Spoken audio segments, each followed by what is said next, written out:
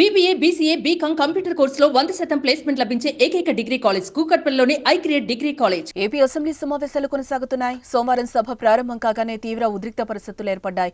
ఉభయ సభలను ఉద్దేశించి గవర్నర్ జస్టిస్ అబ్దుల్ నజీర్ ప్రసంగాన్ని వైసీపీ అడ్డుకుంది. నల్ల కండువాలతో సభకు హాజరైన జగన్, వైసీపీ ఎమ్మెల్యేలు గవర్నర్ ప్రసంగం ప్రారంభించగానే నిరసన తెలిపారు.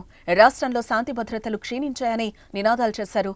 అయితే వైసీపీ నిరసనల మధ్యనే గవర్నర్ ప్రసంగాన్ని కొనసాగించారు. కాసేపటికి వైసీపీ కార్యకర్తలు అసెంబ్లీ నుంచి వాకౌట్ చేశారు. అంతకుముందు అసెంబ్లీ గేట్ వద్ద వైసీపీ నాయకులను అడ్డుకోవడంతో గందరగోళం ఏర్పడింది. జగన్ తీవ్ర ఆగ్రహంతో ఊగిపోయారు. అధికారం శాశ్వతం కాదంటూ మండిపడ్డారు.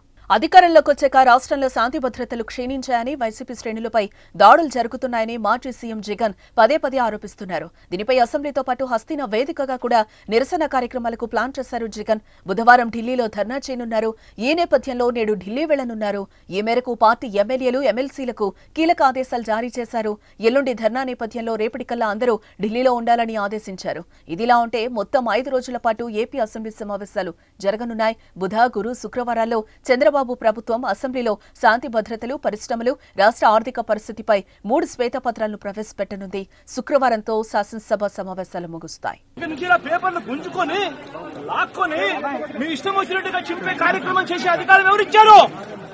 మధుసూదన్ రావు గుర్తుపెట్టుకో, ఎల్లకాలం ఇదే మాదిరిగా ఉండదు. ప్రజాస్వామ్యంలో ఉన్నాం మనం. ఇవి టోపీ మీద ఉన్న సింహాలకు అర్థం ఏమిటో తెలుసా?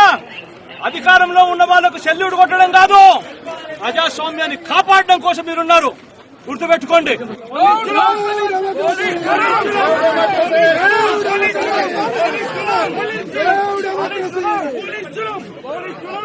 పోలీస్